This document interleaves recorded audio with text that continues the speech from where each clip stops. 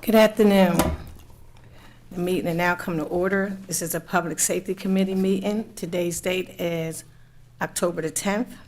I am the acting chair member for Loretta Walsh. At this time, we will call for the roles for the members who are here in the committee.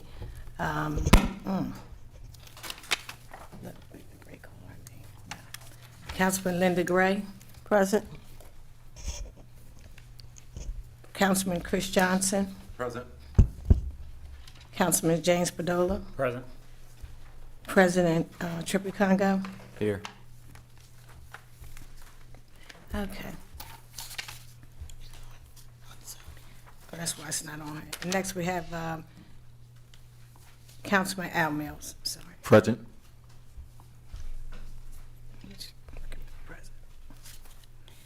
Okay, we do have a tight agenda tonight. We have some. Okay, thank you. We do have a tight agenda tonight. But do we have any council members that's on the Zoom call that would like to be marked absent, present? Council member Shanae Darby. Present.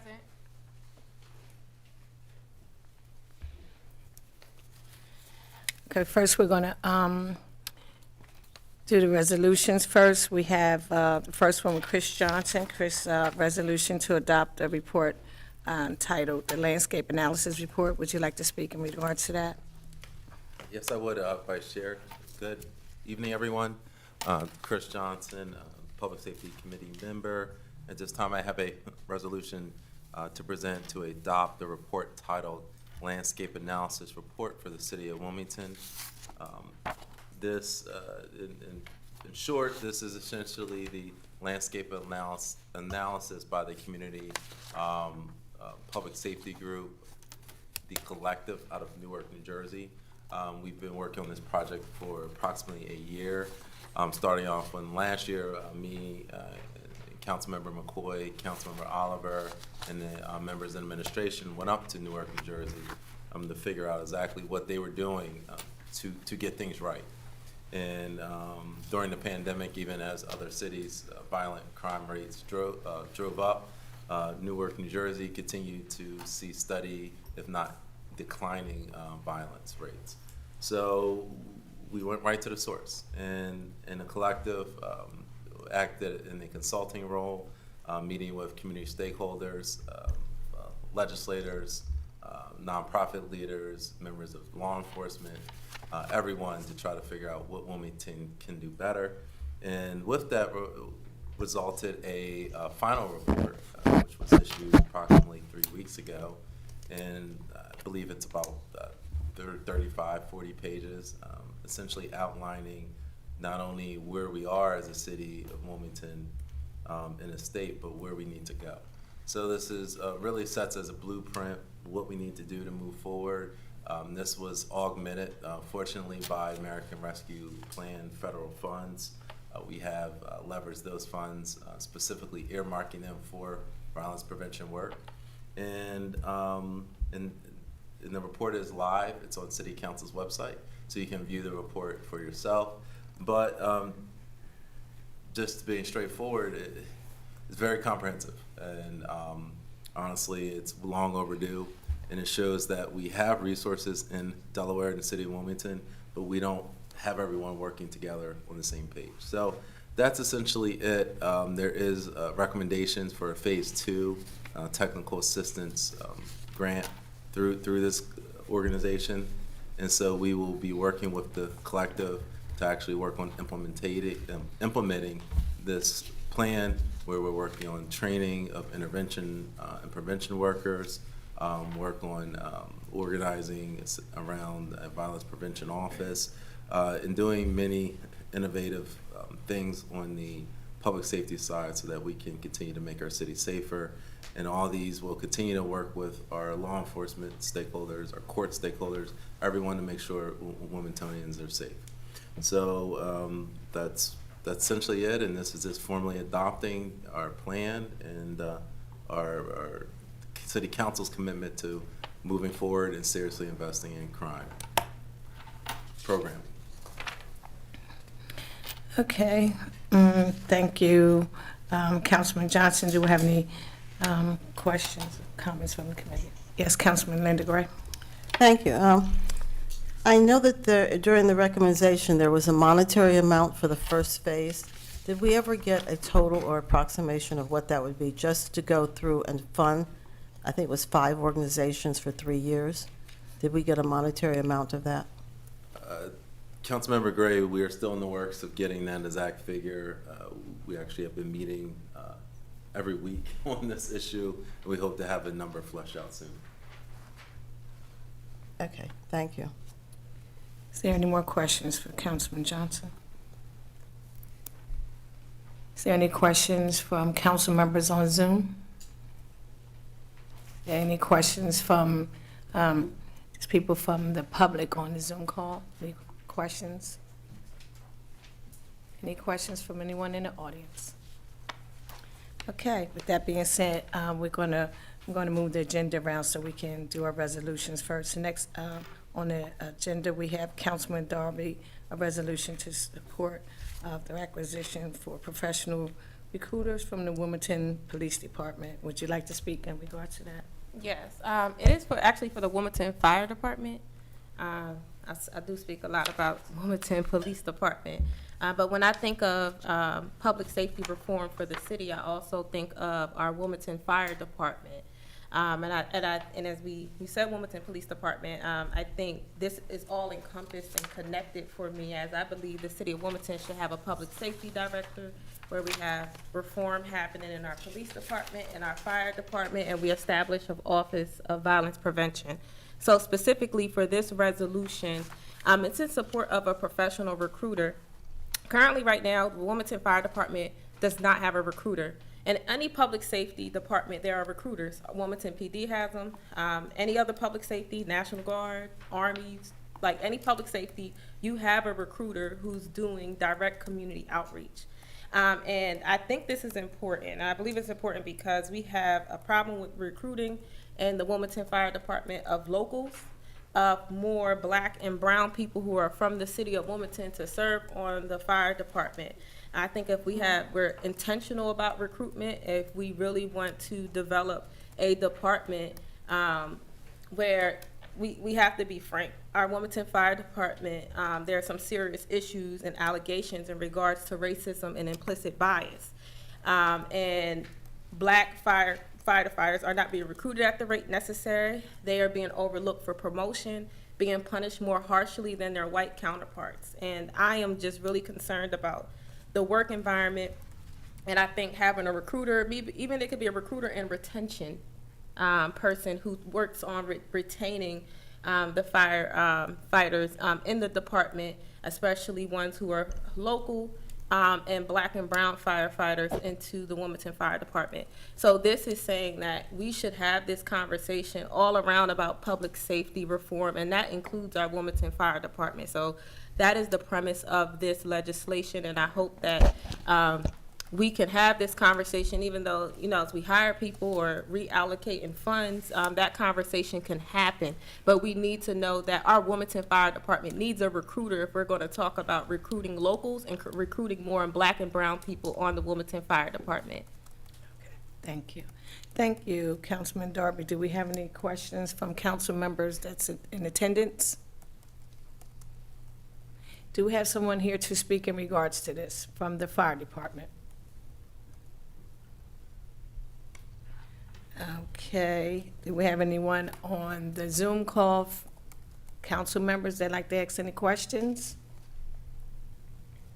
Do we have any members from the public that would like to ask any questions? It's funny being on Zoom, you're just so used to talking to people. Okay, with that being said, this is a resolution. Yes. Thank you. Could you announce your name?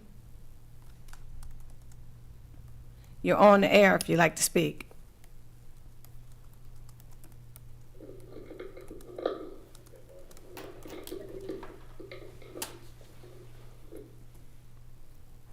New paddock. Hop the V, it's automatic. Get tragic. We've been Zoom bombed. We were Zoom bomb? Is it Zoom bomb? We just got bombed. We, okay, when? We just got Zoom bombed. Zoom stuff drive me crazy. Okay, excuse me. Okay, excuse me. So if no one else is out there to speak, this is a resolution. Kendra, could you give me the correct date that both, the other resolution, this one would be on the floor in the council meeting, because I didn't say the date. October the 20th? The last resolution and this resolution will both be on the city council's floor on October the 20th. Thank you. We're going to, Councilman Darby, you have another resolution recommending the mayor's office require Wilmington Fire Department undertake accreditation process. Would you like to speak in regards to that resolution? Yes, so I kind of hit on a lot of points about just public safety reform, about community engagement, about needing a public safety director, breaking it down on 3 departments, and the fire department needing reform too. And I think it's important as our fire department to be accredited. I think a lot of the issues that our firefighters are reporting, a lot of the data supports that with accreditation, it would look at their disciplinary process. It would look at requirements for who can get what type of position, instead of it just being solely based on the chief selection of who gets what position in that department.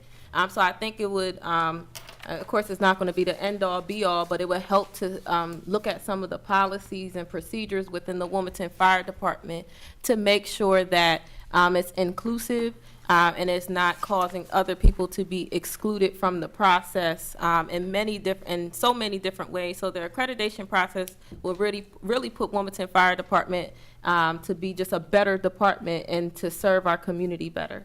So that's the premise. Okay, so this resolution, so have you had a conversation with the administration regarding this resolution at all? I had a meeting with the Wilmington Fire Department, and we all met about the recruitment and the recruiter and retention, and we also met about the accreditation process. So we met with them, and we were doing research on the best possible agency to do the accreditation process for the Wilmington Fire Department, and then, of course, looking at costs, and maybe that's a conversation we could have like around the budget season. Okay. I just see, there is a fiscal impact, so I just wondered, did you have a conversation? So you did. Okay. Councilmember Gray, you have a question? Yes, I was on the fire department's webpage just the other night, and it goes on and on about, I thought accreditation. So what type of accreditation do we have, if any? And what would this, I mean, is this a national accreditation you're looking at? Is it a Firemen's Association? What do we have now? Yeah, so what I'm looking at is a national accreditation. We do not have that particular accreditation. So there's other ones that do exist, but this one is a, other fire departments throughout the country who are as large as us or bigger than us get this accreditation, and it actually goes through those processes and procedures.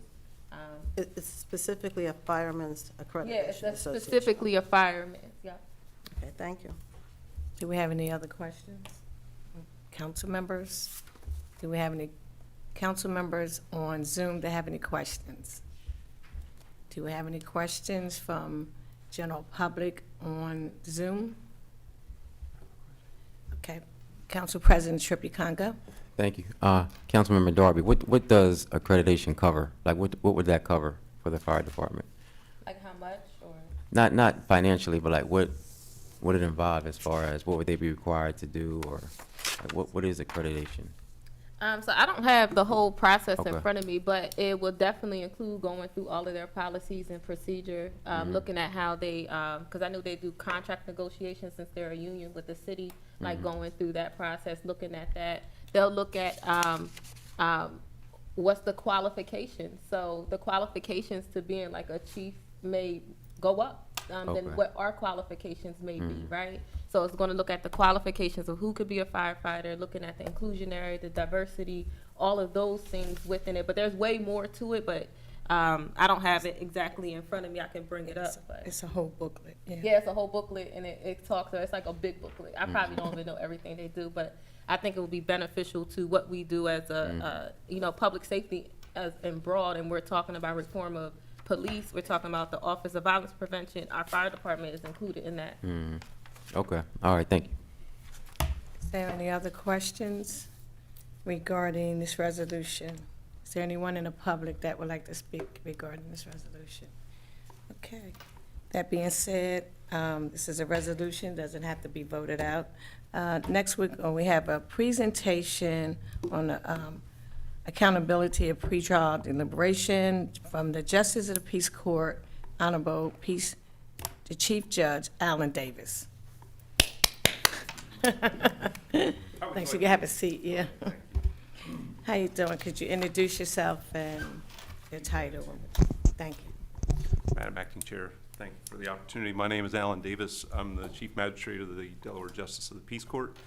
I've been Chief Magistrate for a little over 17 years, and in that time, I've been involved in all manner of reform in criminal justice matters, but certainly including the bail reform that has taken place in the state. The numerous bail reforms that have taken place in the state. So I'm happy to talk to you. I was given the task of talking about the how judges, and we can go to the next slide, I don't know. Oh, thank you. Whoever's working the slide, thank you. How judges were appointed, what their accountability features are, and then talk a little bit about how bail decisions are made. I could talk to you for hours about any of them, so I'm going to be very brief, and I'll be happy to answer any questions you might have. Thank you. You have like about 15 minutes. You Yes, can ma'am. begin. Thank you. I will stick to that. So judges in our court are a little different than the judges of the Court of Common Pleas, say, or Superior Court. Our judges do not have to be lawyers, although we have about 10% of our judges are lawyers at any given time. Judges are selected through a screening process that is started by the governor. I really have no say in that process. There are 9 members of the governor's magistrate screening committee, and they're regulated, or they're under the Division of Regulation, Professional Regulation of the Department of State, and they go through this process that I'm about to explain. So next Thank slide, please.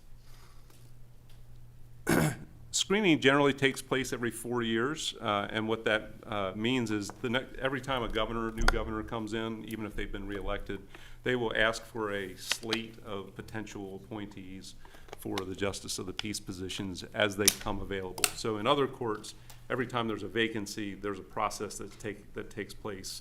Everyone in the bar is notified that that there's a vacancy and you can apply. In this instance, because anyone can technically apply, they put it out to the public more fully, and this is only done every now and then. So they go through an examination of general knowledge. It includes some mathematics, some logic, reading comprehension, things of that sort, and then if they score above a cutoff score, they then are sent to an interview with the screening committee itself. And then finally, a list of recommended candidates is sent to the governor's office. I then inform the governor when I have a vacancy. So when Council Member Gray was a member of our court, when she left our court, I informed the governor. The governor was then given the option of appointing from that list, must appoint from that list. And then in the recent years, governors' offices have chosen to do interviews again. They do interviews of 3 or 4 candidates, and then they select among those candidates to make the appointment. Then goes to the Senate for confirmation. All of our judges are Senate confirmed, just like every judge in the state. Next slide. Any questions before I go on about that? Okay. So the accountability features of judges are always difficult to talk about. Judges in our court are a little different, obviously, because you don't have to be a lawyer. What we've done over the last, say, 50 years is spend a lot of time trying to become sort of a gold standard for non-lawyer courts throughout the country.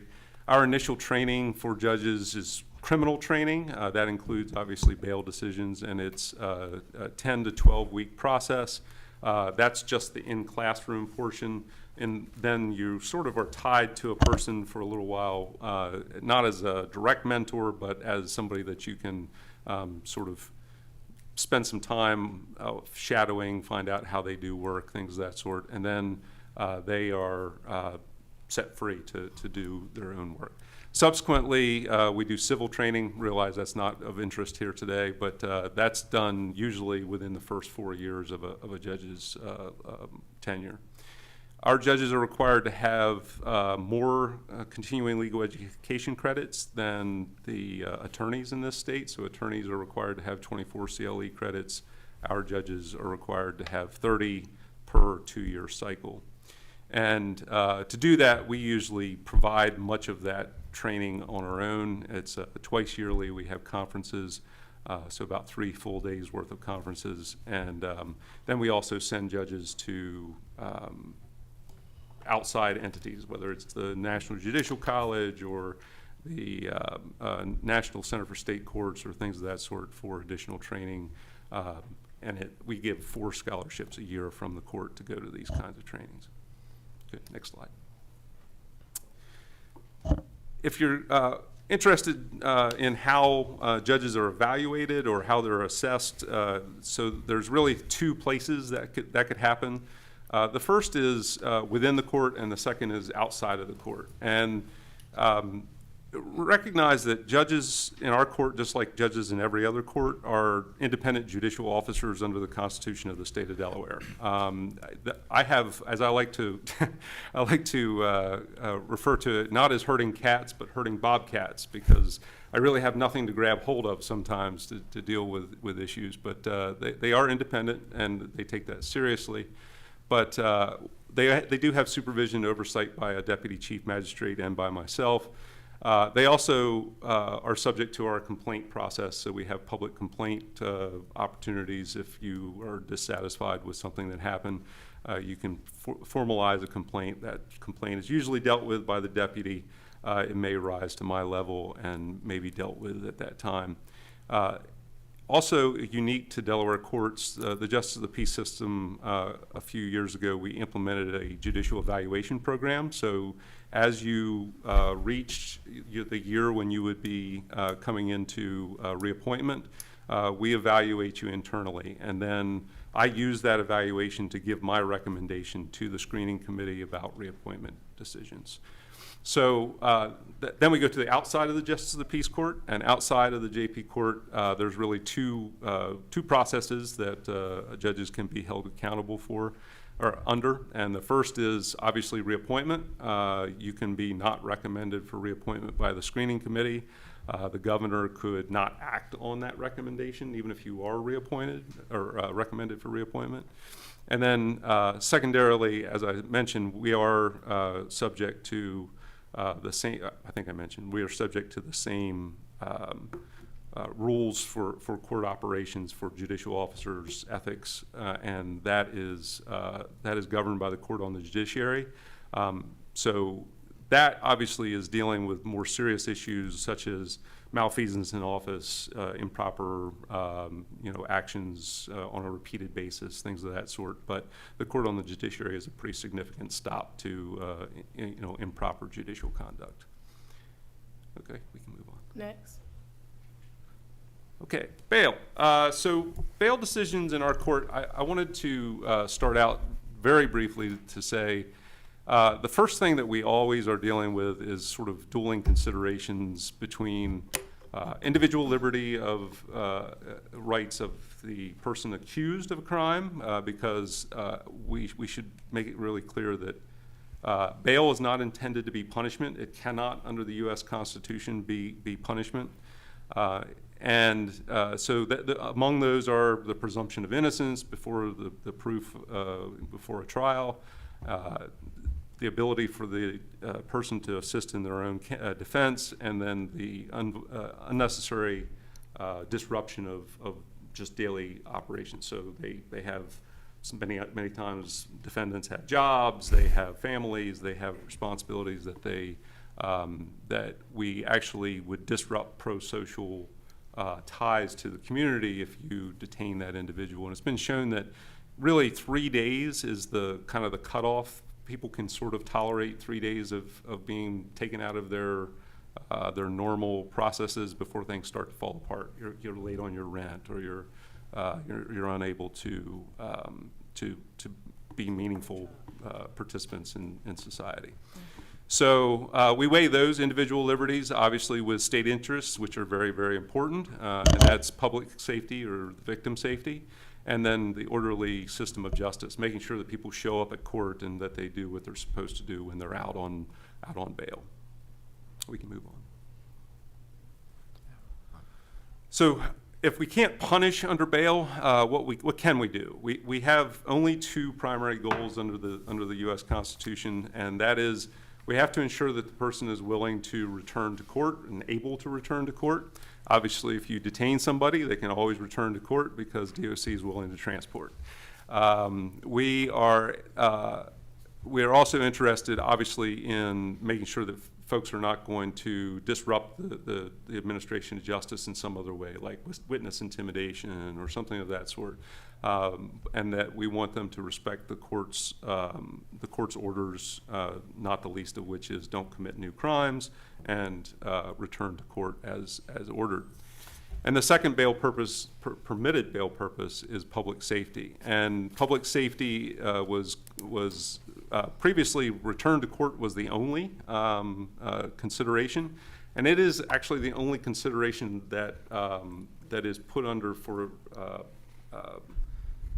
the bail industry. So if the bail industry were goes and bails someone out, they are only concerned with return to court. They are not concerned with public safety.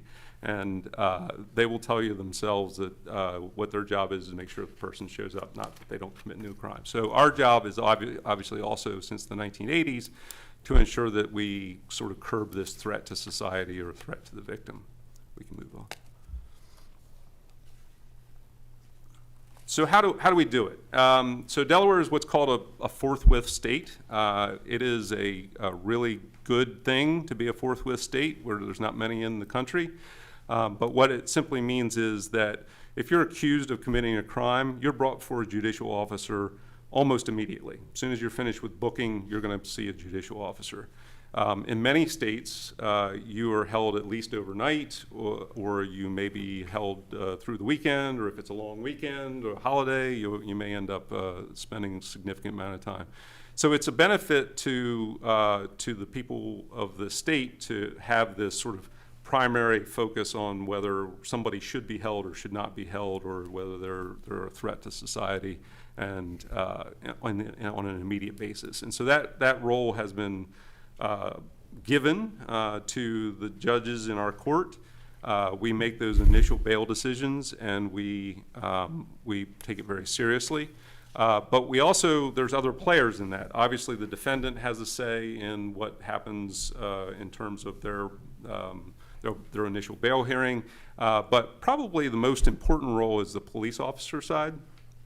So the police officer is obligated to bring that defendant forthwith to the court. After they've processed them, after they've created the warrant for the arrest of the defendant, and that warrant has been approved, the defendant who is in custody will be brought to the court, usually by video, but sometimes in court. And that information about the defendant is shared through the DELGIS system, computer-based system to us, and we get that information.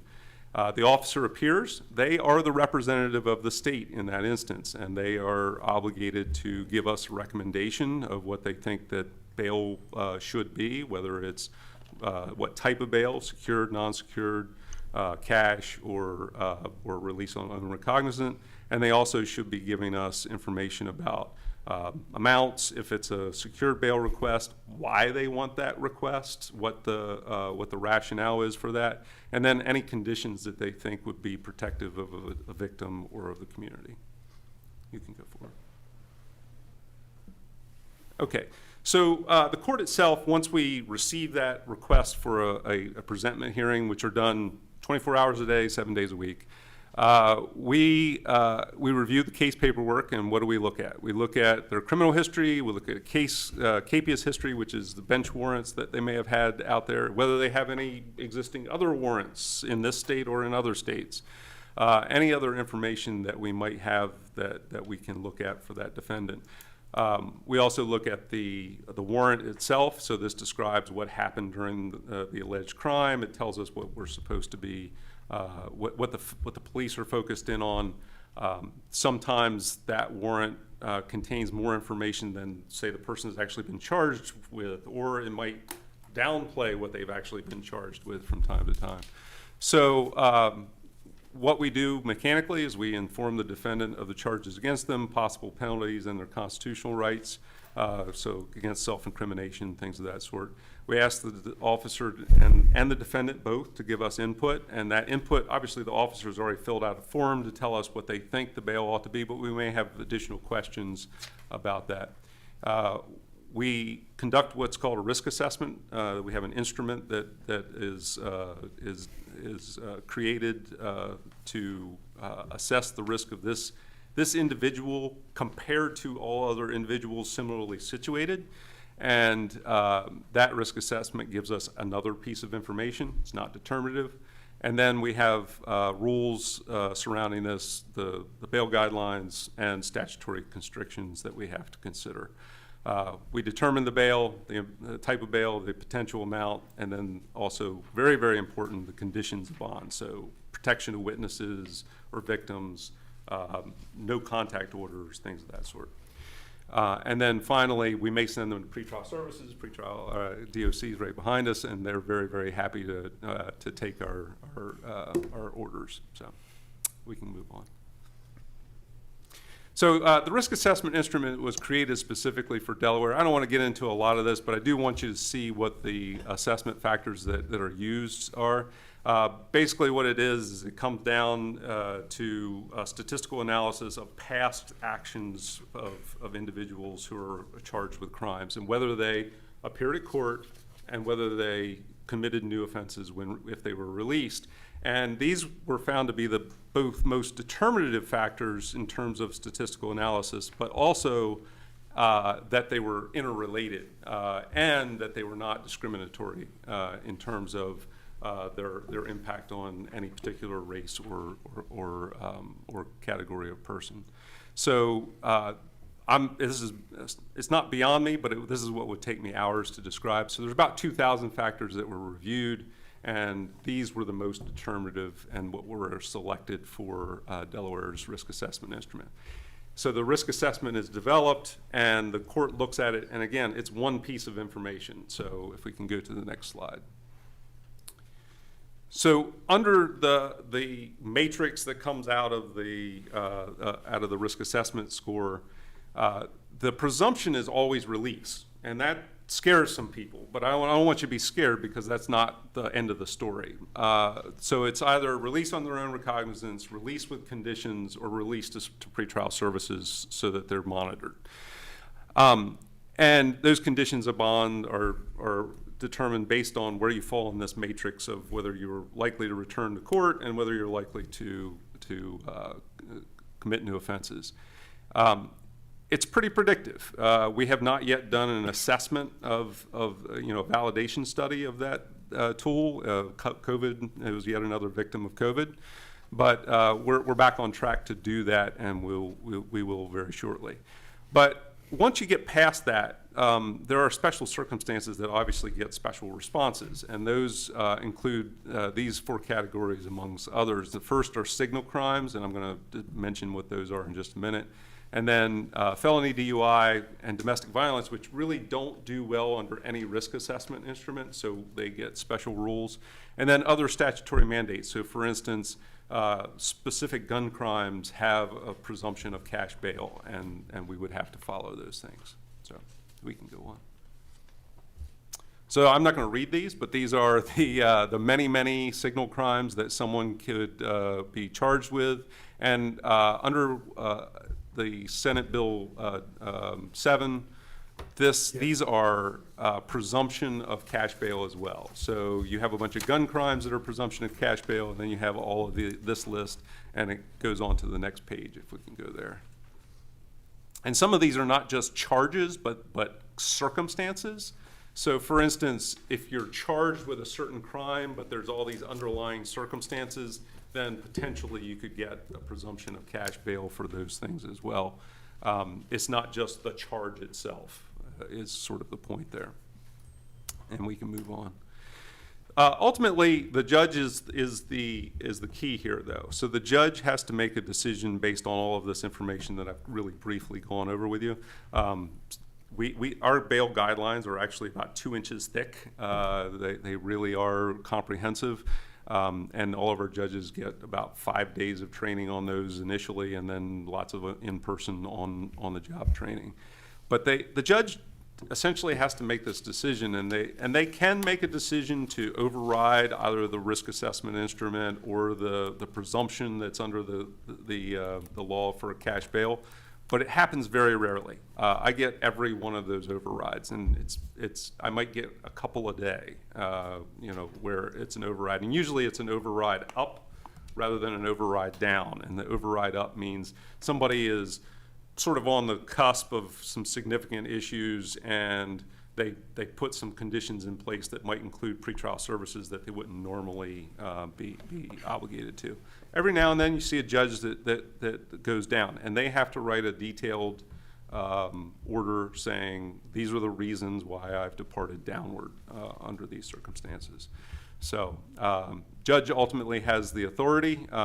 Whether they exercise it or not is within their discretion.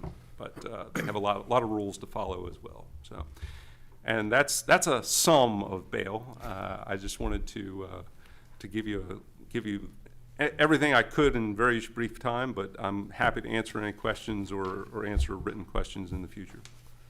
Sure. Did a great job. I find myself, Yeah, I you wanted did. to call on somebody. I'm sorry, it's my normal. No, first, thank you for that brief synopsis. Very well done, your magistrate. First, I'm going to call for Councilman Spadola. Thank you. Thank you. Thank you for coming, Chief Magistrate. You're here on my invitation, so definitely appreciate you showing up in person as well. I should say my outreach to your office was initiated on July 30th.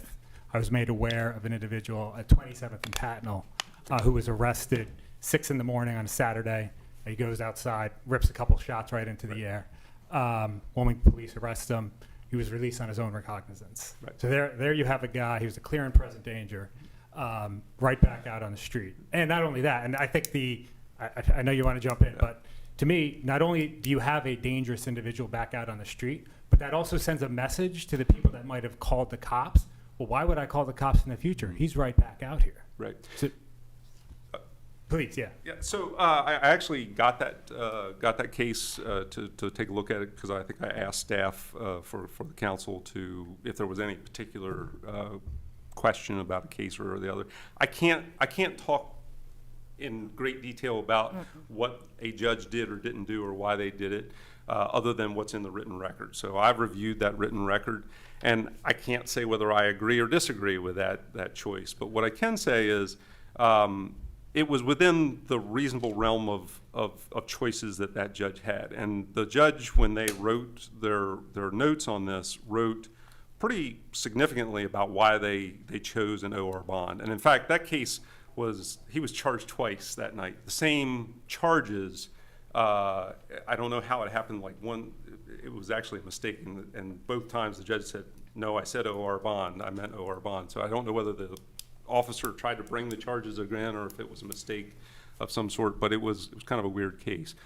But the judge did put very specific reasons why they chose to release this individual, and among them, as I recall, I haven't looked at it since the last time when we first started this process, was that the individual had zero criminal history record, zero. Was not, did discharge a firearm and was, certainly blatantly disregarding the law if that's true, and then, but that the situation was that this person obviously presented as an individual that had ties to the community, lots of things that made the judge feel comfortable that this person was not likely to commit another offense. Not like this, not any offense, actually. So I'm just like you. I read the shorts of the News Journal every day, and I have the benefit of being able to look at all of these cases. I see cases that I go, huh? I don't understand what happened here. And then I'll read it and I'll see a couple of things. Either the police agency made no recommendation, or in this case, made a recommendation but didn't justify it with anything. Simply said, we want cash bail, and the judge said why, and there was no significant rationale for that. There were significant conditions of bond put in place, and I cannot recall. I think this guy might have been sent to pretrial services, but essentially that would preserve public safety. And so, for instance, pretrial services as a condition is a fantastic thing. People do incredibly better on pretrial services, know that they're being supervised than they do on their own. And so we feel fairly confident as judges that that's a good opportunity for us to send people to. Sure, so, Follow up? please, thank you. I mean, it's tough for me to reconcile this guy's tight ties to the community when he's shooting a gun into the air alongside that community. But just more generally speaking, we have a problem with gun violence in this city. Yes. As you know, when Wilmington police bring your judges a suspect that committed potential violence with a gun, we just need you, please, for the sake of our city, please take it very seriously. Yeah, I can tell you that our judges do. I know that there are specific cases that people can always point to and say, I don't like that decision. All I can tell you is that our judges take it very seriously. For instance, a year and a half ago, the Chief Justice came and talked to our judges about this very issue, gun crime in Wilmington. There was no one in that room who was like, yeah, I'm for gun crime in Wilmington. I mean, everybody said we have a serious responsibility here. We have a serious responsibility to the law. We have a serious responsibility to making as the best decision we can, and it's not being done lightly. No case have I ever picked up and said, well, I picked up and the judges misapprehended what happened, and that happens from time to time, but never have I picked up a case and seen where a judge just said, whatever, Excuse, yeah, follow. We'll come back. Yeah, we'll come back. Okay. Thank you. Next, we have Council Gray. I see his hand threw me off. Councilwoman Gray is Your next, I'm Honor, sorry. good to see you again. Good to see you. Before you leave, I want to pick your brain about landlord-tenant. I know you're here for bail, but you said we weren't interested in civil, but that is a big concern of council members because we get a lot of landlord-tenant. I see you have some new instruments with the, since I left, with the risk assessment, but I was just going to piggyback and say how difficult it is sometimes if you have a case like Councilman Spadola is talking about, and the whole family comes in and people from the community, and then you find out he's in treatment, and the officers don't make a recommendation, he has a clean record, and he does this one thing, grievous and dangerous, Right. but then you're looking at a whole lifetime of nothing, and this is one incident. So I just totally agree, and not relating to the person he was talking about at all, because I don't know anything about that, but I'm just saying that's how it happens a lot of times. It's all on one side, but the public doesn't see that because we can't go out and say, well, he had a great family and they all showed up and blah, blah, blah, so. Yeah, and you had plenty of experience, and that's actually a point that I'd like to make, is that the system that you served under had just as many critics as the system we currently serve under. It's not, the result is not because of bail reform, it's because of we're imperfect humans and we create imperfect systems, right? And sometimes they discriminate and sometimes they don't take into account every factor, but we are earnest actors in this process trying to make the best May I decisions follow possible. up? Sure. There are some instances and follow. crimes that require bail, and can you tell us what those are? Not those select ones, but aren't there like murder? Right, so on that list is, it said any Class A classification, so that's murder. So if you looked at that list very closely, you'd see all the biggies, So they've murder, included kidnapping, that- rape, That all whole of those list things. now is included? Yes. Okay, thank you. Thank you. Excuse me, also, the presentation will be presented to City Council members. Next, we have Councilman Darby, then we have Councilman Johnson. Yes, thank you. I had a question about data collection. Sure. So for the last 2 years, I started a bail fund. And it's a bail fund we do every Mother's Day. We raise bail money to bail out mothers who are in prison. And I think that's like one part of the story where someone, who comes home and reoffends, but then you have plenty of stories of people who just can't afford bail, right? And it impacts certain communities more than others. Like when it comes to like male, female, woman more, or black, white, black people more, right? So there's that clear discrimination. So I think it's really important to find like that balance. So, because I don't want someone to reoffend and shoot, but I also don't want people who are impacted, who just are penalized for being poor, to why they can't afford bail, and then their whole life is impacted. And this is for like low offense crimes or crimes that aren't criminal, right? That I'm talking about. So I know for me, I have been trying to find a lot of data around bail, and it's hard to Yes. find. Have you guys had that conversation, or like how can we find bail data? So, Councilperson, the bail data is available through, on a limited basis through the Criminal Justice Council, but it's not comprehensive. The Delgis obviously is a repository of significant information, but not available to everyone. So what I did was I created a subcommittee of the Criminal Justice Council for bail issues, and really surrounding looking at how the bail system is working so we can assess it, so we can see whether the reforms that we're doing and might do in the future will, are beneficial or not. And I will say COVID caused us some serious problems for data, because people were being held for very, very long periods of time because the courts weren't operating at peak capacity. Things were taking a long time. So it skewed the data. So we are just now getting back to a point where we feel like we're in at least the new normal for the data, and we'll be developing that data on a regular basis. So if you wanted to come to that meeting, I'd welcome you.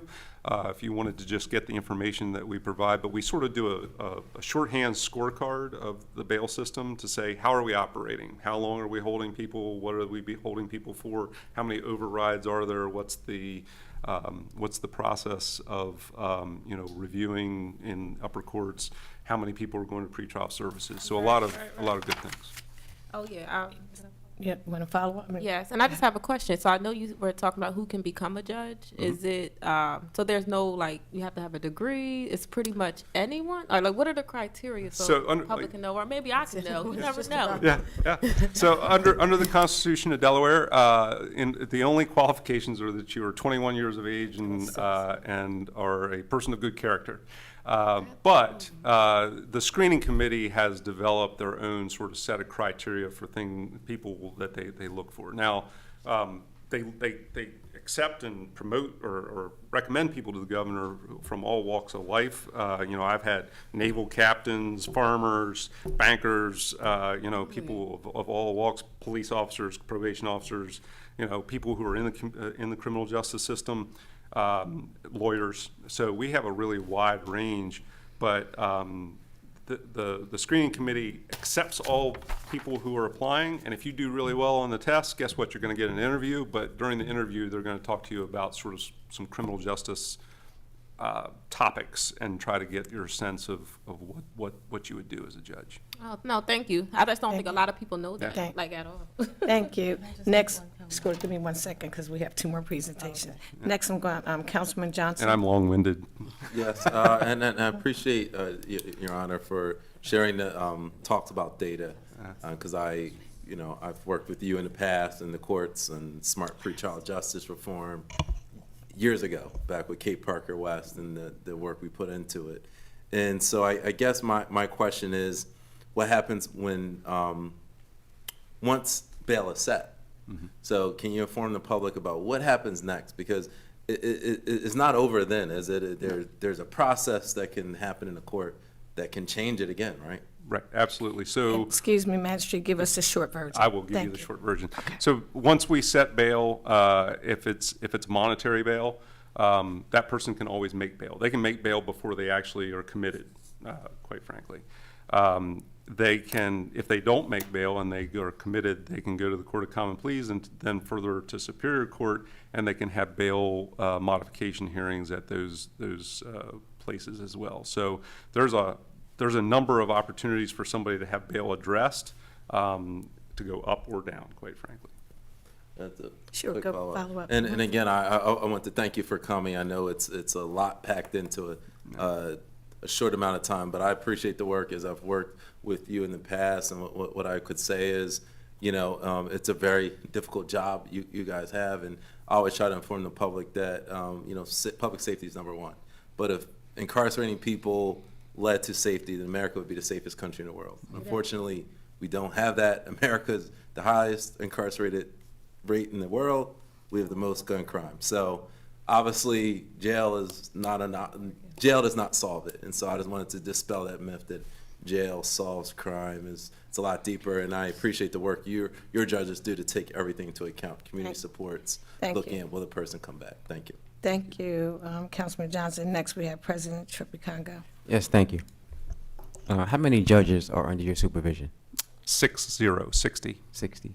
What's the like the background of those judges? Are they local? Or are they like what's the demographics of those? Right. judges? So I have 29 in Newcastle County. I have 12 in Kent County, and I have 19 or however many is additional in Sussex. They are again selected by the governor, so I don't get to choose. But we have a pretty good demographic mix. We have 22 people of color in our courts, either Asian, of Latin descent or black. Majority are black. About 30% are black actually. And then we are almost a majority women. In one county, we're a majority women. So pretty good demographics for our court, and we are pretty proud of that as the entire judiciary. So if you read the judiciary's report on some of those issues, we were highlighted as a court that really has good response to that. Everybody's local, so they live everywhere from Pike Creek all the way to Middletown.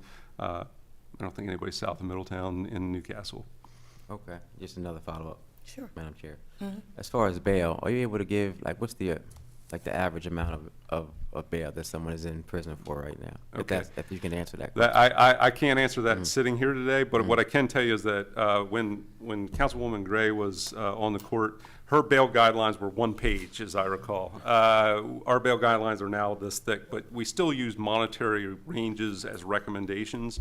And so obviously the higher the alleged offense, the higher the recommended bail. My recollection is that like a Class A felony, like murder, is $30,000 to $100,000 is the recommended range. It goes down from there. All right. Okay. I know Councilwoman Darby brought up a great point about some people just can't afford bail. Like, are you able to give us data, like how many people are in prison right now that have maybe bail of $1,000 or less? I can't do it today, but I'd be glad to provide that to you. That's something that we do monitor from time to time. Okay. All right. Thank you. Thank you. Any other questions from council members here? Next, I'd like to say that Councilman Harley is on the line. Councilman Harley, do you have any questions? Oh, thank you, Madam Chair. Sure. No, I don't have any questions. I've just been enjoying the conversation, so thank you. Thank you.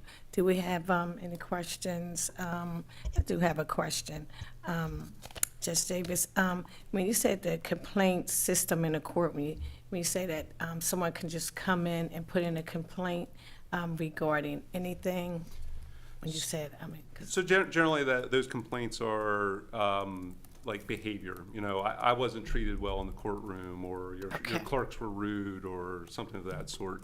So we have a written process for folks to do that if they can't. You know, obviously, if someone declines to put it in writing, we will give them other opportunities to do thank you, I was trying to understand what you meant. Okay, Councilman. Oh, I just had a comment when you were talking about the test. I think you kind of played it down unless they changed it, because our class was the first one that took the new test.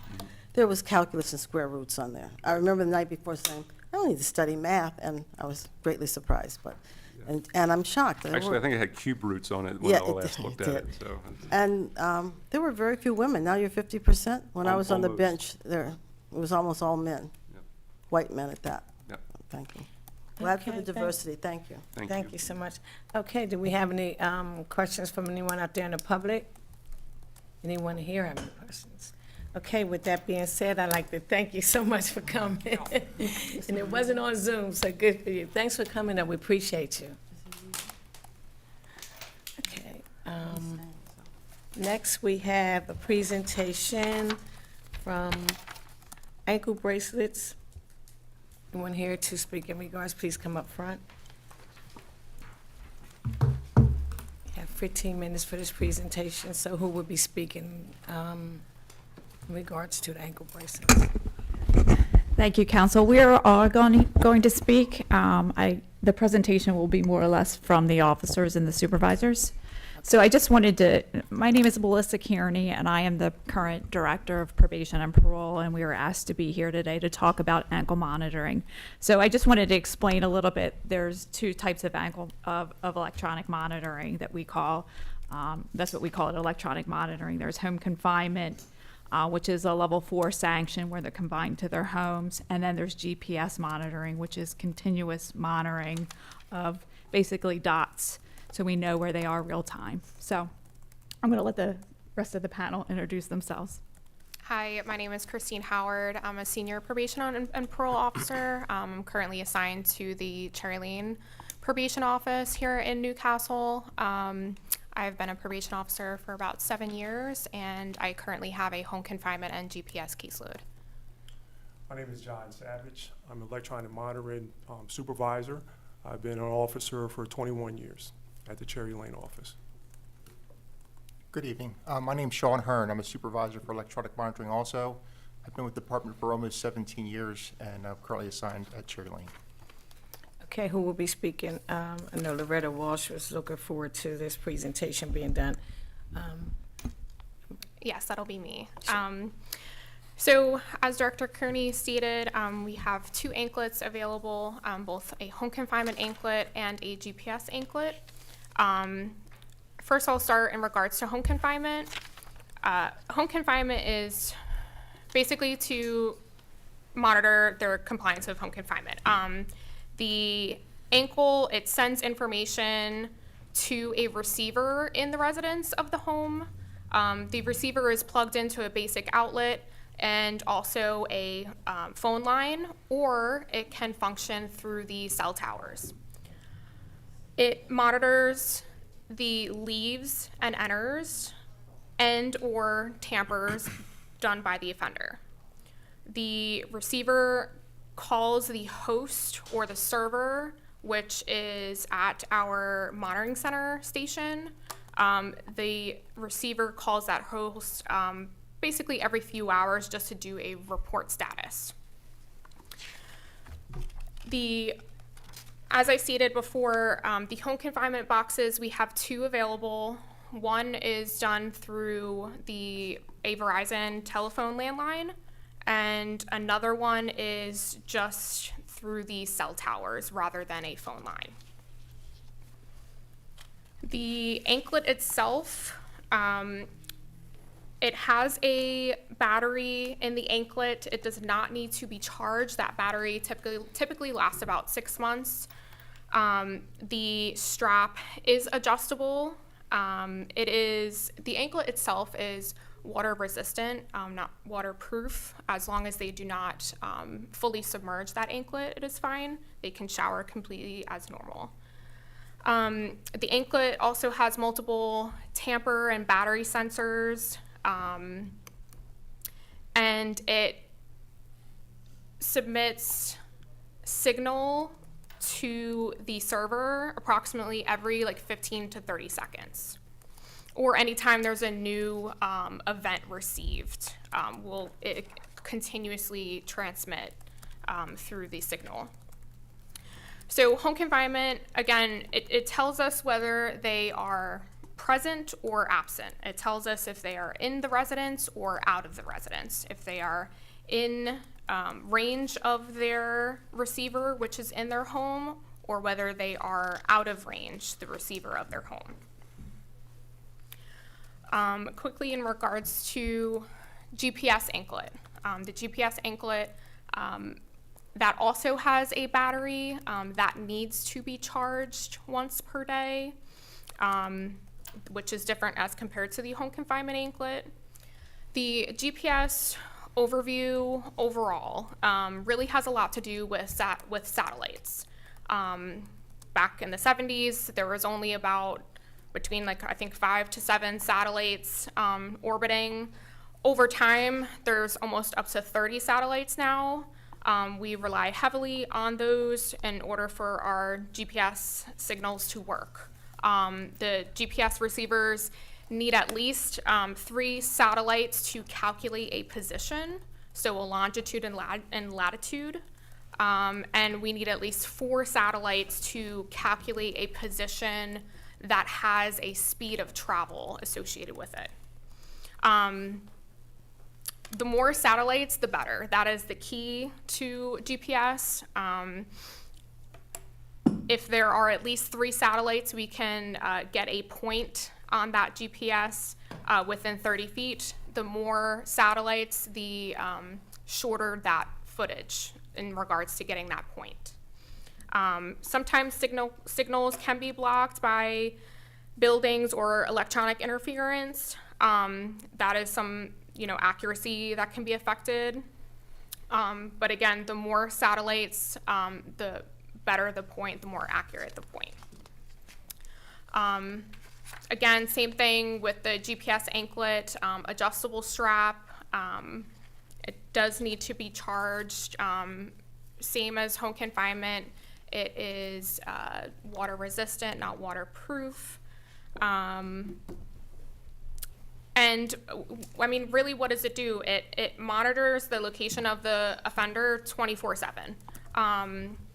It, again, sends signal information to our central monitoring station through the cellular signals. Every hour or so, again, it'll send information to do another report status, as does the home confinement every few hours. The GPS is every hour or so. Or if there is new information, it will send that information as soon as possible. The tracker will generate points approximately every 30 seconds. All of those points will be downloaded every 15 minutes to our computer system. We have access to that computer system at all times, so we are able to log in and see their points at any given time. I believe that's the basics of the anklets, the supervision. We're more than happy to answer any questions in regards to that. Okay, we're going to ask you after we finish the full presentation. I do have a question, but I wanted to get through. Okay. Yes. Next, sir. Whoever wants to That's speak. pretty much the presentation. Okay, I'm sorry, I thought y'all was saying We're just something. going to here to answer questions. Okay, for no you. problem, sorry. Thank you. Councilman Gray, I'm sorry. Oh, thank you, Madam Chair. I probably missed this, so excuse me if I did. Do they have to pay for the device, or do we now have a way that people who can't afford it can actually qualify for one of these devices? And I'm going back historically, as you know, because I used to work with at least one of you. So I'm asking, has this problem been resolved? So the anklets are free of charge. The boxes that are put into their residence are also free of charge. The only time they would be charged if they were to intentionally damage the product, meaning cutting off anklets and throwing them where we cannot recover, obvious things of that nature.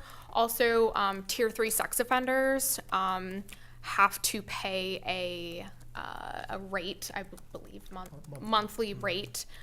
They are the only listed individuals that have to actually pay for the anklet is a tier 3 sex offender. Okay, thank you. There are specific, thank you, I'm sorry, follow up. There are specific offenses that don't qualify for either of these programs, correct? That statute has recently changed, so we are allowed to, there's no restrictions statutorily as to who can be placed on this equipment. And just so there's an understanding, home confinement is level 4, so these are all sentences that the judges sentence people to. anybody can be on any level of supervision and be placed on GPS. It's basically a monitoring enhancement, a supervision enhancement for those individuals, but it's based on a court order or statutorily the tier 3 sex offenders. May I follow up to that one? Sure.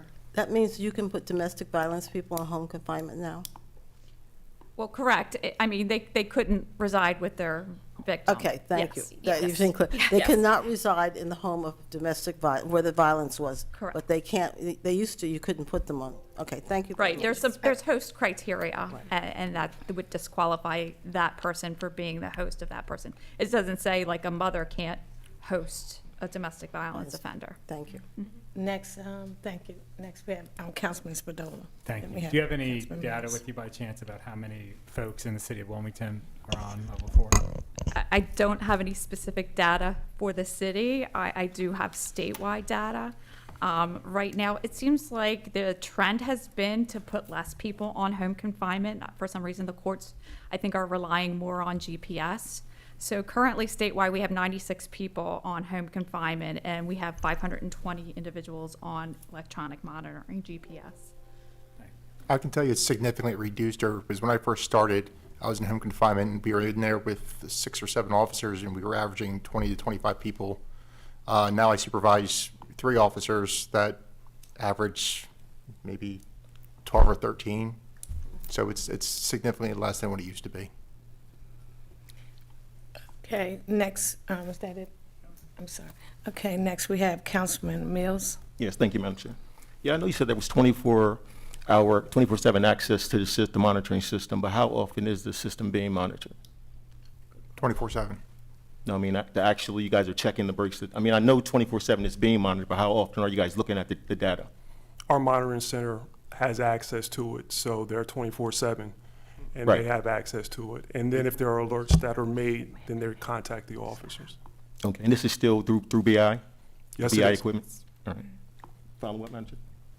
Yes, go ahead, Yeah. follow. And in reference to the GPS, I did the electronic monitoring braces for many years. And I know, like, right now, the word on the streets with the juveniles that I work with, once the battery dies, they can't monitor, nothing happens. What's the process moving forward, or how are we handling the dead bracelets in reference to the adult bracelets? Yeah, I could say that they are completely different systems, how Yes. we treat adults Oh, I versus agree. how we. I just want to hear what the process is, Yes. so we can trying to see what it needs to be for the juveniles as well. So if the 24/7 monitoring center would contact us as soon as we get a tracker low battery alert, meaning they're at a certain percentage where they need to charge.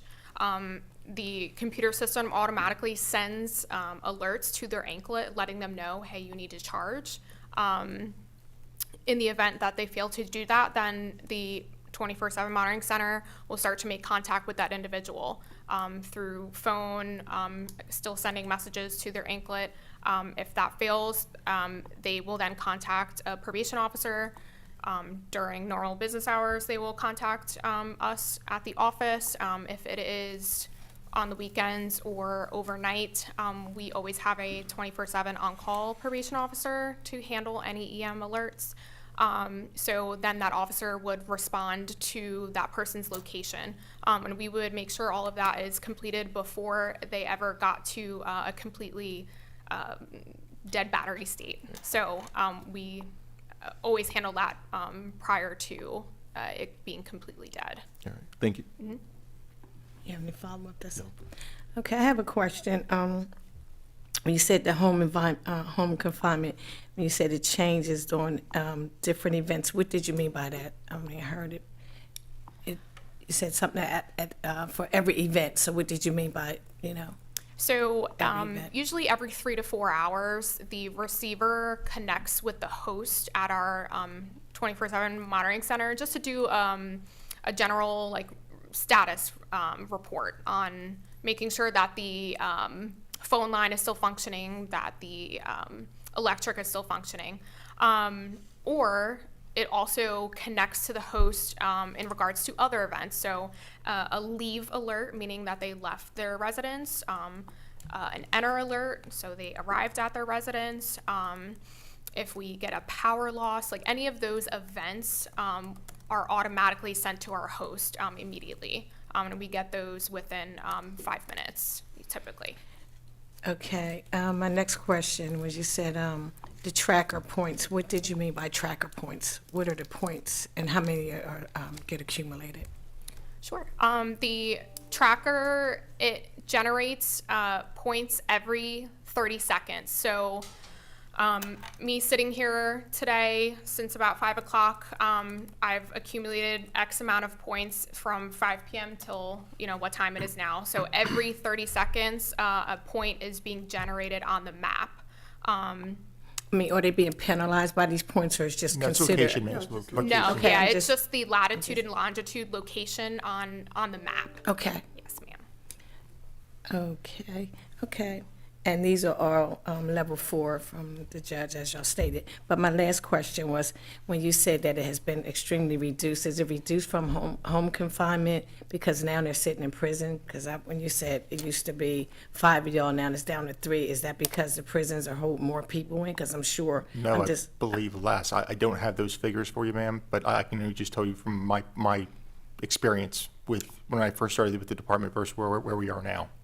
oh, the reason why I made that statement, I mean, asking that question, is because it seems like the prisons are being, more overloaded or crowded now. So I'm wondering, why is the home confinement reducing? And I mean, in my mind, I'm thinking, are they putting more people in jail opposed to letting people come out on home confinement? So I just asked the question. Council Chair, I think it has more to do with they're putting people on GPS instead of home confinement. So I think that the courts are using that option instead of home confinement. Okay, you said you're going to get us some numbers. Okay. Yes.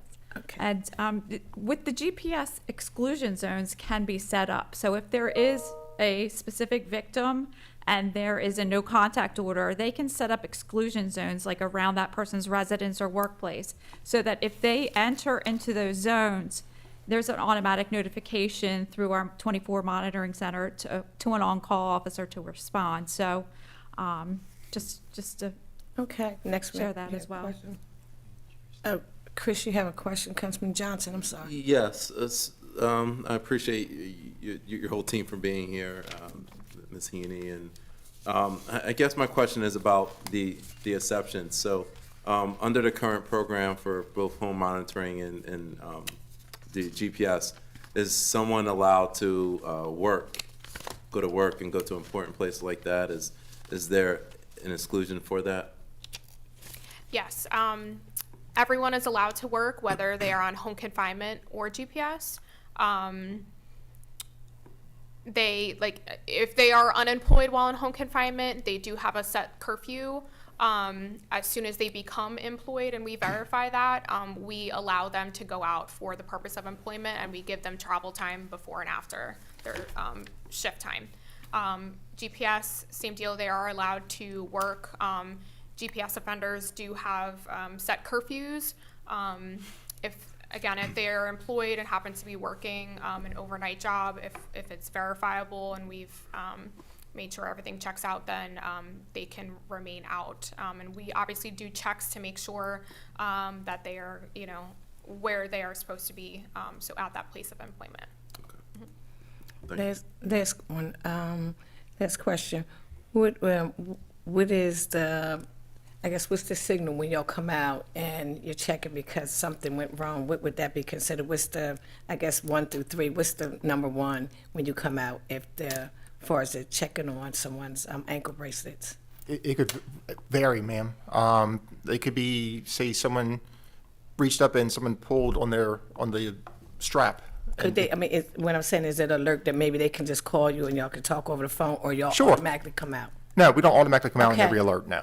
Okay. There's a lot of troubleshooting that goes on prior, whether it be with the 24-hour monitoring center or with the actual officer who's on call. Okay, thank you. I was going to say, I know y'all running back and forth. Oh, I see Councilman Harley's hand is up. I'm sorry, Councilman Harley, you have a question?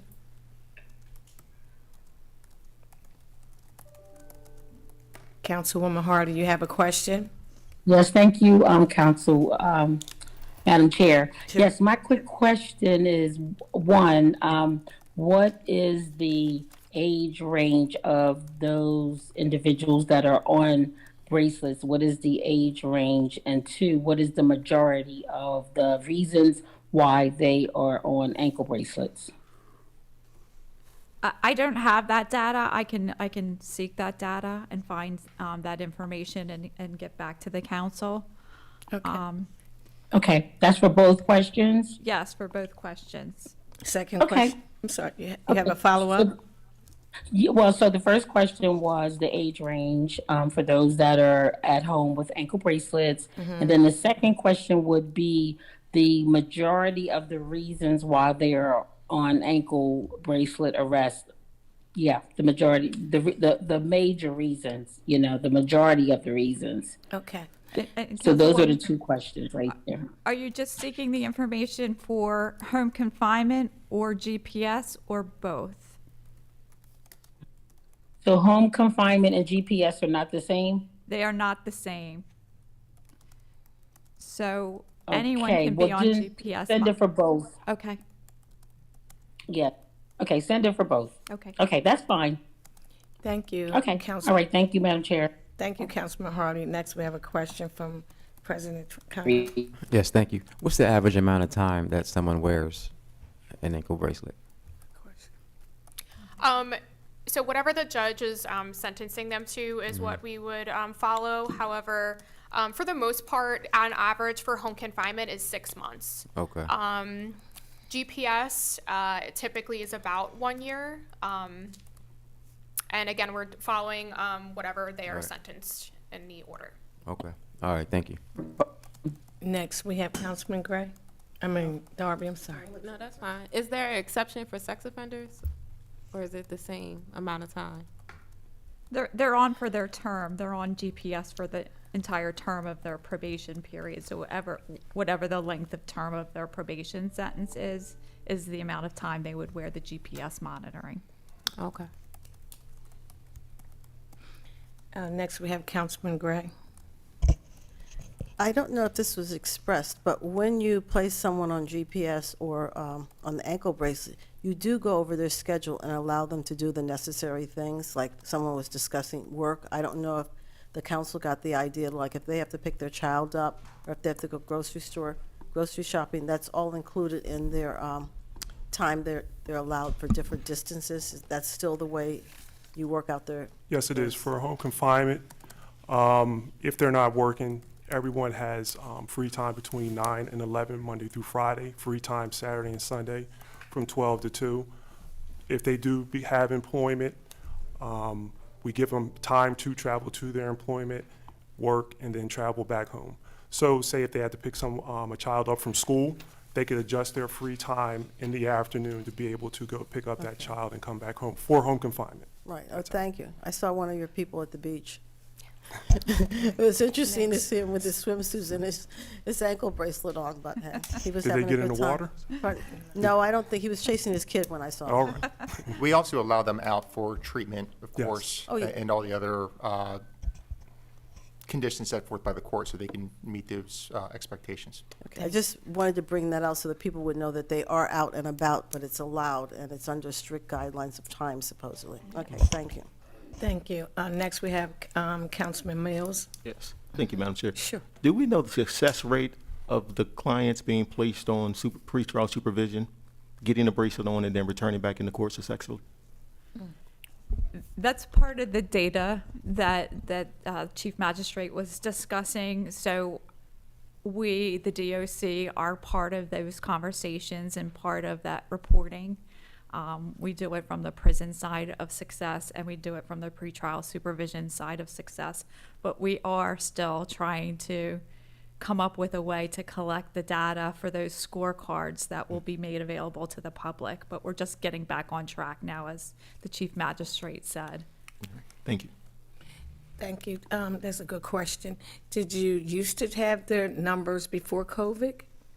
You said y'all used to have it, but you're just getting back on track, so. So when the pretrial reform, the bail reform came about, it came about in 2019. So we were on track to see successes and failures. And then COVID happened. So we kind of took a pause on collecting that data. Okay. But a person can be on pretrial and be on electronic monitoring. Thank you. I'm gonna follow up. So how long have, your division or, the corrections been dealing with ankle bracelets? Since what year roughly? Oh, wow. Well, before I started, and I Right. started in So, 1993, right. so. So my question, that's why I asked the question, so have you been doing it, just say roughly since the 1990? And you're telling me, so y'all just starting to get some stats to see the outcome in 2019? Well, I was talking about the pretrial data for. Yeah, that's what- for electronic monitoring. Right, Yes. so if you've been doing the monitoring, right, since just say 2019, right? And now it's 2019, and do we have any numbers at all? We don't have any because you're just getting them, that's my question. I mean, we have numbers on people, I mean, if you're speaking specifically about pretrial supervision. Yeah. We have information, and I don't have it with me because I didn't know I was going to talk about pretrial. But we have, so a breach of release is filed if somebody is non-compliant with pretrial. So we have data on that information. So I just don't have it with me. Okay, thank But you. we also, track the number of, it's kind of difficult for us to interpret the data because our system, a person can be on, pretrial for multiple cases, and so maybe the person stops reporting to their pretrial officer, for example, but they have 3 different pretrials, and so it's one person, but it looks like it's 3 Right. breaches of release that are filed. No problem. I mean, I do get that, but if you have any numbers from before 2019, if you could send them over, I appreciate it. Is there any questions from anyone out there from the public? Okay. With that being said, I really appreciate y'all coming. I know Loretta Walsh, this was something she's been asking for, so we made sure her last things were on the agenda, and I think it's one more for the next public safety. So, thank you so much. No more questions. We appreciate y'all coming out, and Thank you. Thank you. Thank you, council I members. learned out a lot Thank you. tonight. Thanks again. Yes, you. thank you guys. I appreciate y'all. Y'all take it easy out there. Tell everyone hi. Thanks again. Next, we have a presentation. If y'all have any cards, please leave them with the security guard. Okay. Thank you so much. Next, we have a presentation on law enforcement mental health training opportunities from, y'all here? Okay. I'm like, did they leave? I'm sorry. On mental health illness, NAMI Delaware. You just have a seat. Could you, tell us your name and your titles, and we just take it from there. So hello, thank you for having us. My name is Wesley Ingram, and I am the programs manager with NAMI Delaware. Madam Vice Chair and council members, I'm Lieutenant Harold Bozeman from the Wilmington Police Department. I am and have been since 2014 the program manager for our crisis intervention team training, which is a national best practice in de-escalation and police interactions with people suffering from mental illness or in an acute mental health crisis. Okay, who wants to start first with presentation? Wesley. Yeah. So next slide, please. Okay.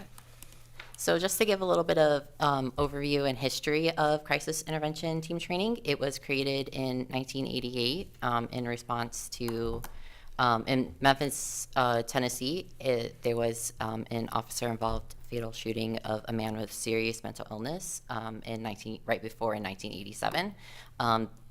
Even before then, this was a conversation of how, police needed more training around mental health. And so this incident kind of spurred that to become a reality. And between NAMI National, the University of Memphis, and the Memphis Police, they were able to develop the crisis intervention team program so that the outcomes with individuals living with mental illness and police interaction would be improved. And since then, CIT programs have been implemented across the country as well as in several other countries. So next slide, please. Just to give an overview of what crisis intervention team training is, it's a 40-hour program for law enforcement officers. So it enhances their mental health understanding and de-escalation skills. There are a lot of different topics. As I mentioned, it's a 40-hour program, so it goes across the entire Monday through Friday. and it's all relevant to engagement with individuals living with mental health conditions. There's an extensive interactive component so that they're able to actually practice their de-escalation skills with different scenarios that they are pretty likely, very likely to actually encounter in their daily, day-to-day job.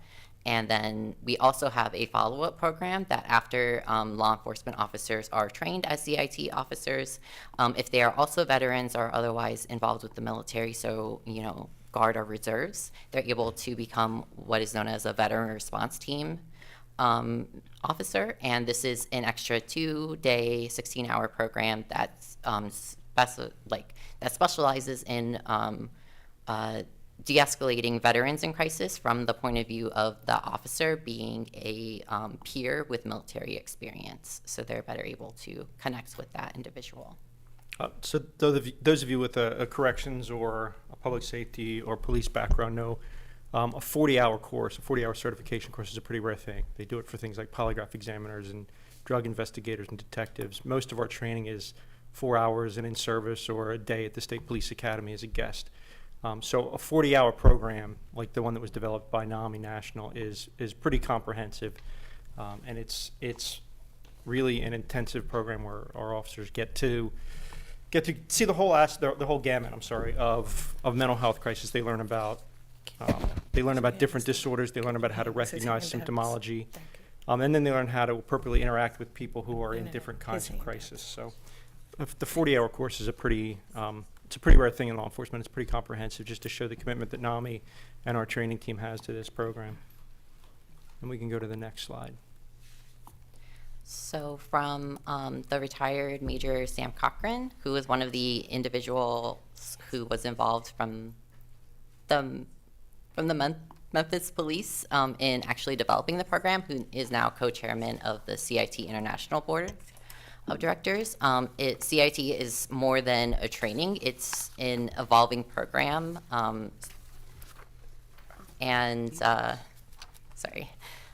It's an evolving program that is really effective, not just through actually attending the course, but because of the partnership and collaboration that is made to create this course, as well as policies, and that this training continues on after.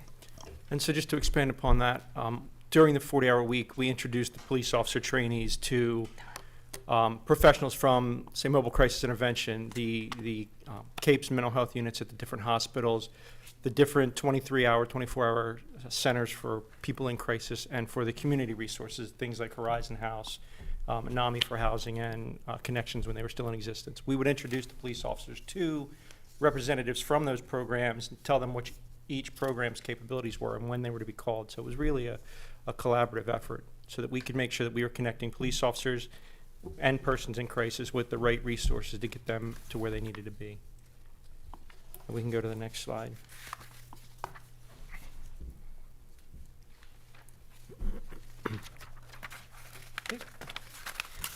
So just to show that CIT is a national best practice, there has been research conducted to show it as an evidence-based program.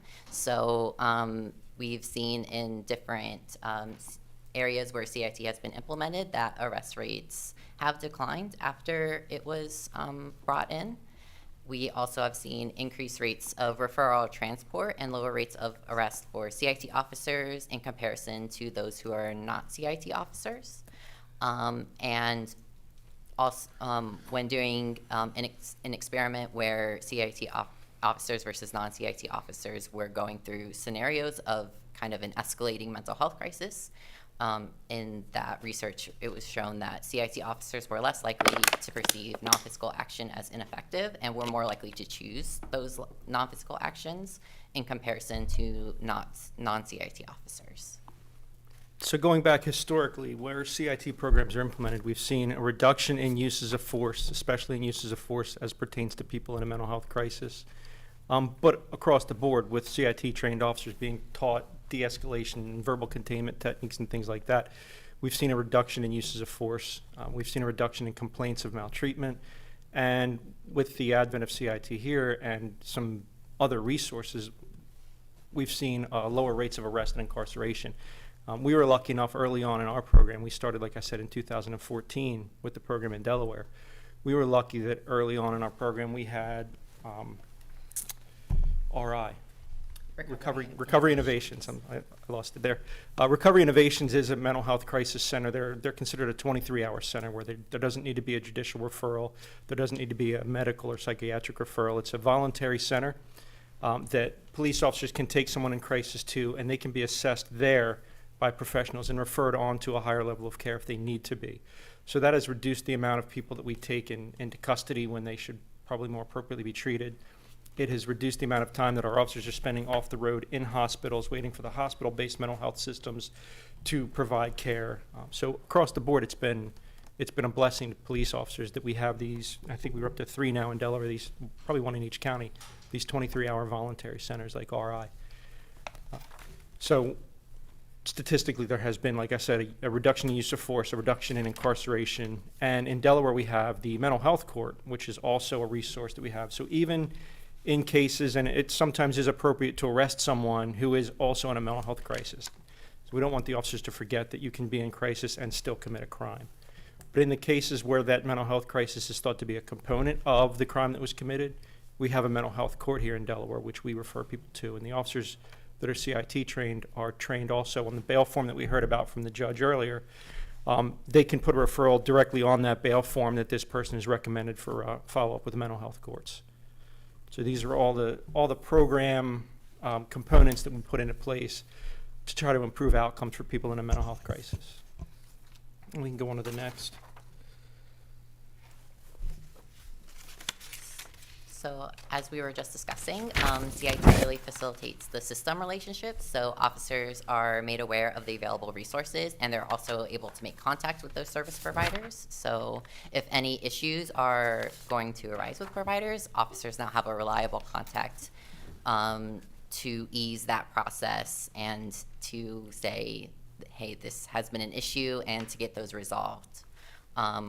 NAMI Delaware also receives that officer feedback, and it aids in our own advocacy for system improvement. We've often had CIT officers call us afterwards to say, hey, is this something that is supposed to happen at a certain facility or whatnot? And we're able to also facilitate that conversation and to make sure that everything is going okay. And as far as the feedback for the training goes, there are 18 to 20 components throughout the 5-day week with different agencies, different topics. And we take feedback on every single component, not just with, traditionally when you go to a seminar or training, they'll take a feedback form at the end of the week and ask you vague questions about how effective it was. NAMI Delaware collects that per training session, 2 or 3 or 4 a day, to see how effective that speaker was, how relevant to their career and environment the information presented was, where as police officers they see the program needs improvement. So we've changed the program a number of times over the past 8 years based on officer feedback so that we can ensure that it's up to date, that it's current and relevant to the jobs that the police officers are doing at that time. And we can move to the next, please. Lastly, CIT is empowering for the officers. So we've seen through their feedback that it is empowering officers to utilize de-escalation situations. They are taking the initiatives on mental health related calls, and they stay involved in the CIT process. So the role players for those scenarios that I mentioned previously are CIT officers that have previously gone through the training. So it really brings a realism to the scenarios for the current participants. And it also maintains contact with those service providers because those representatives from service providers are also there to offer input during the scenario process. So you've heard us say a couple of times that the officers come back and participate in the training process. One half of one of the training days is dedicated to these scenario-based training, role-play-based training, where someone in crisis will be role-played by either a mental health professional or a CIT-trained police officer. And then also in the room, there will be an officer doing an evaluation on the performance of the students from a law enforcement perspective. And there will be a mental health clinician doing an assessment of their performance from a mental health perspective. So that we make sure that when we present them with a scenario, they're able to de-escalate the situation. They're able to adequately I can't say diagnose, but adequately estimate the kind of crisis the person is in, and then they'll decide what kind of follow-up, arrest, or treatment would be in order based on the role play. So it's as real to life as we can be with role players, but we make sure that it's police officers and mental health clinicians that work in the field that are presenting the training so that it can stay pretty true to life. And that is really my final slide. There is one last slide that is just my sources, just in case any of you guys wanted to look and see what are some of the things that I was referencing. Thank you. I really appreciate both y'all coming out, but I do have two questions, three maybe.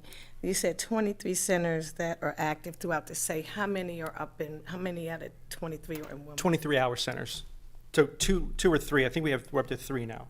One in each county for these 23-hour referral centers, the 23. voluntary centers, which is where we'll take someone if they're in a crisis and they're Now, acting how out. many up in Wilmington? Just the one?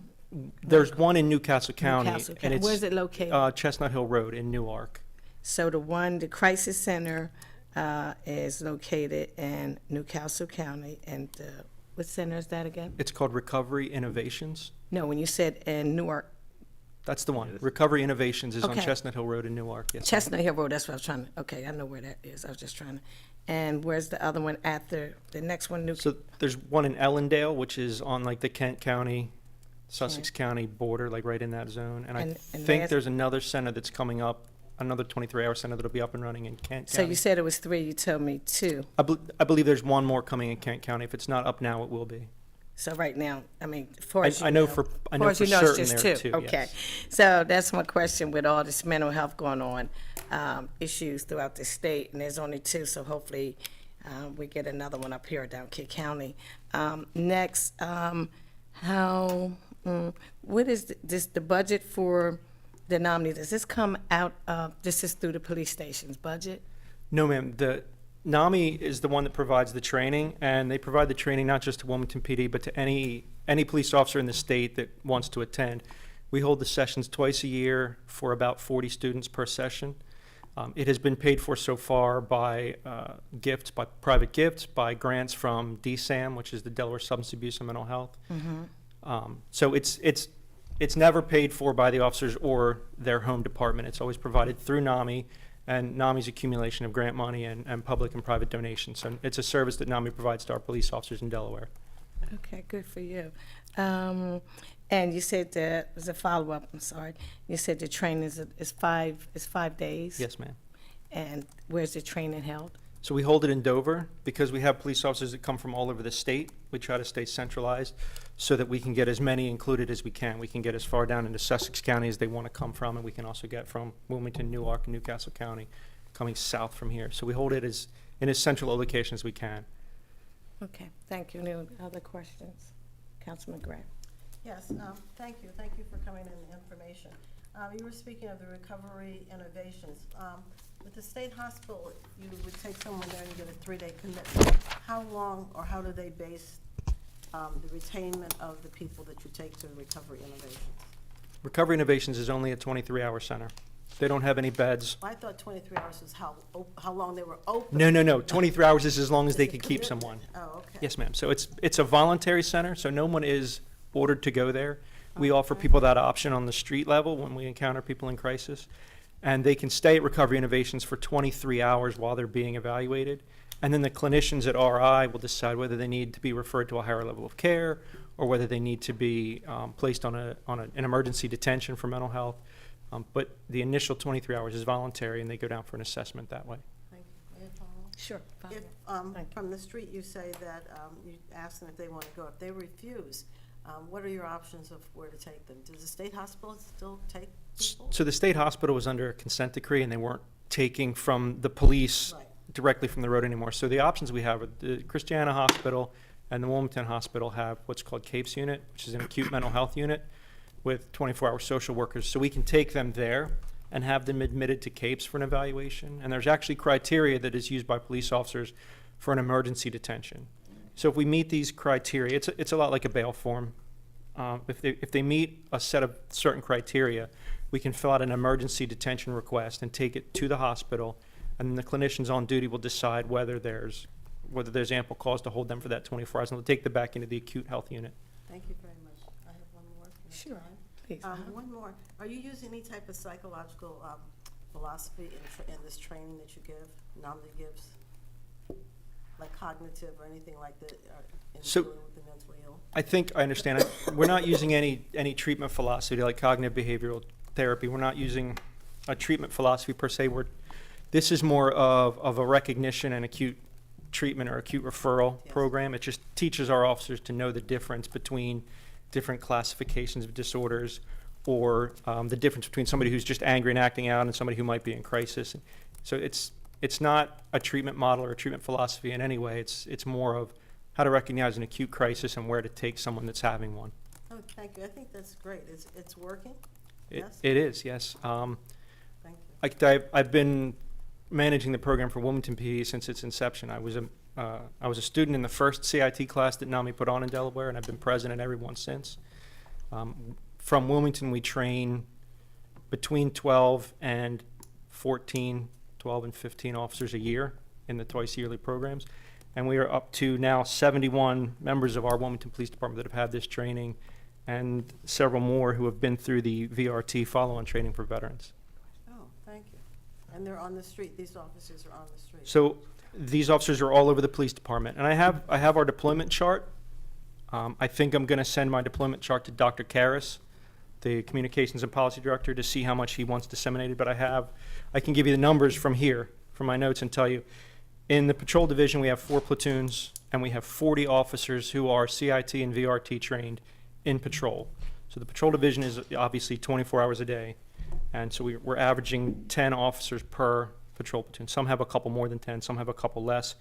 But based on the number that we permit off on vacation or proof time at any given time, you should have a CIT or a VRT officer available 24 hours a day, at least one, in most cases, a handful. And then we have some in the other units. We have some in our downtown unit and our downtown and riverfront unit, because they encounter quite a few people that are in that mental health treatment population. So we've made sure that we've trained them to be involved as well. And then from all the other divisions, from the investigative divisions, criminal investigations, forensic services, communications, we have some from our human resources division that are trained, and even K-9 and our Vice and Safe Streets, our probation officers. So we have every division, including the chief of police, we have every division represented by officers who are trained in CIT. Thank you very much. Thank you. Next, Councilman Darby. Okay.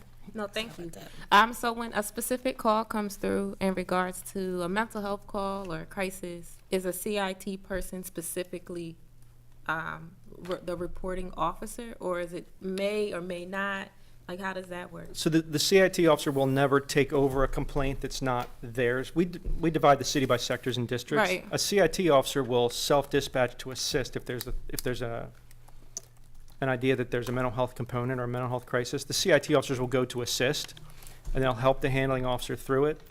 But they won't take over the complaint, write the report, and do the arrest or anything of that nature. But they're there to help through with the de-escalation, the recognition, and the referrals if need be. Yeah. No. I'm sorry.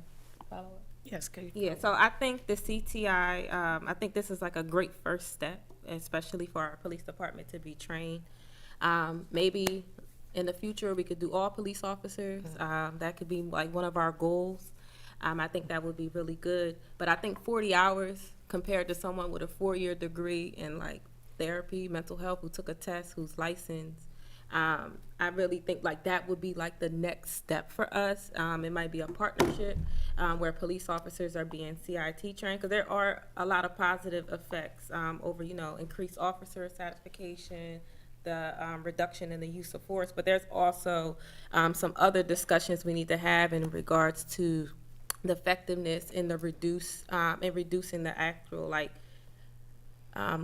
the lethality, like people dying, right? Like that, the studies have not shown that has decreased in regards to police encounters with mental health people. So other things, of course, positive, right? And I love it, but I think we could take it a next step by, okay, how do we get all police officers trained? And then how do we develop things like community response teams, which are like real trained, licensed therapists and mental health people who will be on the street, so we can even like eliminate police contact with mental health calls that are not criminal, right? Where it's just straight mental health people respond to those things. So police officers can focus on other things, right? And I think that's like the next step for me. And I think this program is great, but I'm looking for like the next step to like reduce police contact altogether when there are people who have mental health crisis, because there are still some things that aren't being addressed with CIT training. And 40 hours is great. Like, we don't do that in the military. As I'm in the National Guard, we don't do 40 hours of the mental health, but we do have some trainings around it. So I think that's great, but I think there's also a next step further that maybe our council people can talk about, and hopefully the CIT program and the police department will be open to that collaboration of like taking it to the next step with a community response team and CIT training, hopefully for all officers. I don't know how that would look, but definitely having that conversation to see how we can roll that out in the future. Right. So there were a lot of things in there, if I may address. I'll try to unpack it. If you'll go to NAMI National's website and CIT International, they've done statistical studies and longitudinal surveys and things like that about the reduction where there's a robust CIT program in place. They've done studies that show that correlate to the reduction in use of force, the reduction in injured prisoners, and things like that. So that some of that information we found through Wesley's resource slide. As far as training every officer in an agency for this program, that's not the model that NAMI gives us. The model for NAMI is about 25 to 30% of the officers trained as specialists. The officers are self-selected, so there's nobody who's voluntold. We don't pick anybody out and go, you've got to go to CIT training and you've got to go. Officers are self-selected, so they request the training, and then we also make sure that they have the aptitude for it. Just police are taken from a cross-section of society, so we know that not everybody has an aptitude to deal with a mental health crisis, just like not everybody would prefer to deal with a domestic violence crisis. So we have specialists in this model so that, and we deploy them in such a way so that we have our specialists on the street 24 hours a day to assist their comrades, but the model doesn't work for training everyone across the board. It's even been suggested we make it a component of the police academy. Yeah.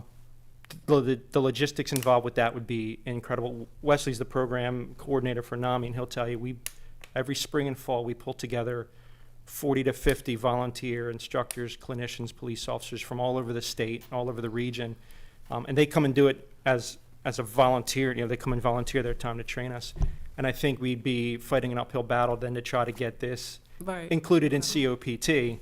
If they made it a mandatory component, every time somebody has a police academy, they have to pull together all these volunteers. And what we've been afraid of at NAMI is that we'll start to burn out our instructors and our volunteers, and then we won't have them and we won't know where to find more. Right. So. Okay, excuse me, so. Yeah, I'm good. You good? Next, we have Councilman Mills. He answered my question. My question was in reference to how many officers were trained, which you answered that. Is there an idea of how many interactions that we currently have at the Police Department with mental health cases? So I don't think that's a tracked statistic. I would have to check with Dr. Karras and our real-time crime center, things like that, to see if there's any tracking done for calls that are specifically involving mental health. I don't think there's any tracking done for that. But I can ask Gren to find out. Thank you. Councilman Johnson, you have a question? Yes, sir. Yes. Officer Brosman, does your program also deal, we talk about mental health, does your program train officers how to deal with sexual trafficking victims? I know it's Sector 3, that's a big issue. We've probably the highest volume of sexual trafficking victims, and so is that part of the training, how to deal with that population, that they have mental health as well as substance abuse issues, or they're victims of violence? So the clinicians, the actual licensed clinicians in our victim services unit would deal with the victims of the trafficking and their mental health concerns. The CIT is very specific to encounters that happen immediately, like the acute encounters on the street, the 911 call, or you come across somebody who's in crisis. So our CIT officers are going to deal with the acute things, the immediate need things on the street. And then the licensed clinicians in our victim services unit will deal with the victims of sex trafficking and other things. Okay. Thank you. Yes, sir. Thank you. Do we have any questions from anyone on the Zoom call, council members? Do we have any questions on the Zoom call from any members from the public? No one in the audience has any questions? Okay, with that being said, we'd like to thank you both for coming out. If y'all have business cards, if you could leave them at the front or give Thank them you. to Kendra, we appreciate it. Thank you for having us. And you had the stats, if you can leave that copy, you had a copy. So this is my deployment chart of how the officers are distributed. I'm going to give this to Dr. Karras and let him do with it what he wants and have him forward it to council. I did want to say one last thing. I was surprised that we don't have a tracking record for mental illness. That. And I can't say that we don't. I just don't know. I don't know that it is. But if you're working, wait a minute, if you're working with the CIT program, right? Right. Listen to me, for how many years? 8. 8, right?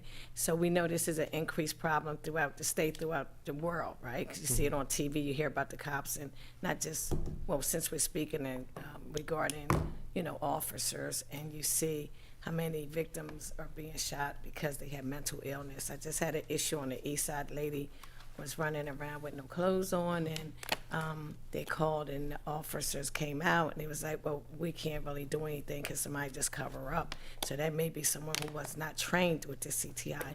But my point is that you should definitely have a tracking system. I would think that should be whoever's, you're in charge of it, you should have the stats. That should be part of maybe a site to say here in Wilmington or Newcastle County, here's the number of mental illness that has come in, because that should just be a given. So in our dispatch system, in our CAD, that a mental health component may be something that is tracked, but it's not something that's put out with our crime statistics. So there probably is data that exists, but it's not data that's published. So I would have to find out from people in communications whether that's tracked specifically and how I can access the data on that. Okay. Thanks a lot. I appreciate you for coming out. You'll have a good evening. Appreciate it. Good job. Thank you. Learn something new every day, don't you? Oh, yeah, I'm great. Say, look, now look. So, wait a minute, we said, is there a motion to adjourn this meeting? Second. Thank you. Thanks again. I'm watching you on your Right. phone. I'm like, what the? Yeah, I'm thinking like,